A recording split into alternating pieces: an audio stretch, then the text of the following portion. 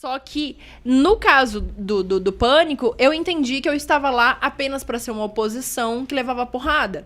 Então, todos eles estavam corretos em tratar as coisas que eles tratavam. E aí, eu ficava levando porrada o tempo todo, sabe? Era uma presa fácil, né? E aí é muito bom, porque se eu faço um programa sobre feminismo, em que tudo é voltado pra isso, e eu tenho um elenco de base, e eu tenho, sabe, tudo nessa estrutura, o meu público é esse, e vai um cara lá, e eu, no final, digo que ele é um homem hétero escroto, ganhei. E lá é a mesma coisa. É o oposto da mesma coisa. Lá eu sou a feminista esquerdista, que não depila o sovaco. E eles ganhavam a discussão dentro da ótica deles, sabe? E aí entram as questões sociais de que eu era uma mulher mais nova, que acabou de chegar no rolê, no meio de 7 caras. É óbvio que eu não ia ter espaço de voz. É óbvio. Tem um dia, eu até postei isso nos meus stories, que foi o dia que o Supla foi lá pra dar entrevista. E o Emílio começa a falar assim...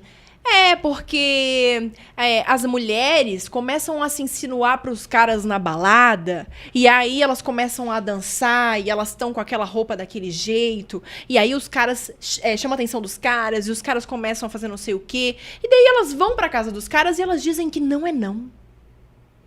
Aí ele vira pra câmera e ele fala assim, pais, ensinem as suas filhas que pra não dar os sinais.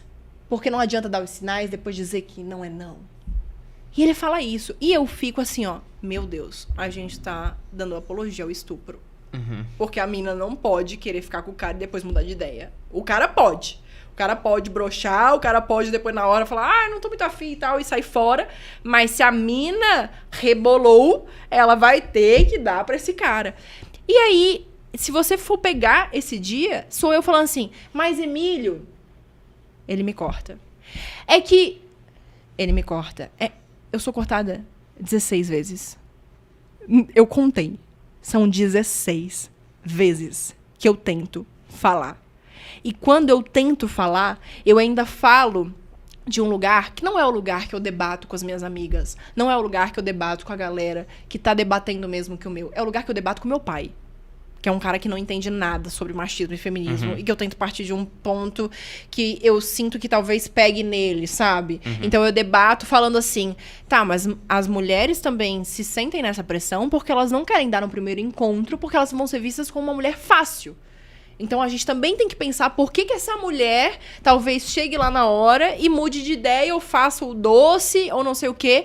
Que não era nem o debate que eu faria numa roda com a minha galera, entendeu? Que, tipo, seria mais direto. Que isso já passou tem muito tempo. Na minha galera não era isso que eu debateria. Na minha galera era tipo, cara, por que a mina não pode chegar lá e não querer mais? Ela simplesmente não quer.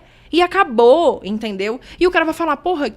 Tudo bem, você não quer, eu respeito, eu entendo, tá tudo certo, né? Sei lá qual foi o motivo que você não quis, mas eu não preciso saber o motivo. Você faz o que você quer, eu faço o que eu quero e segue a vida.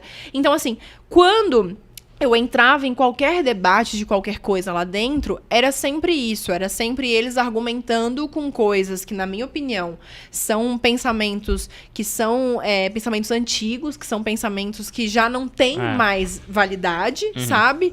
Só que são 7 homens dizendo pra uma mulher, você tá errada. Não tem como na nossa sociedade 7 homens dizendo pra mulher que ela tá errada serem vistos como errados.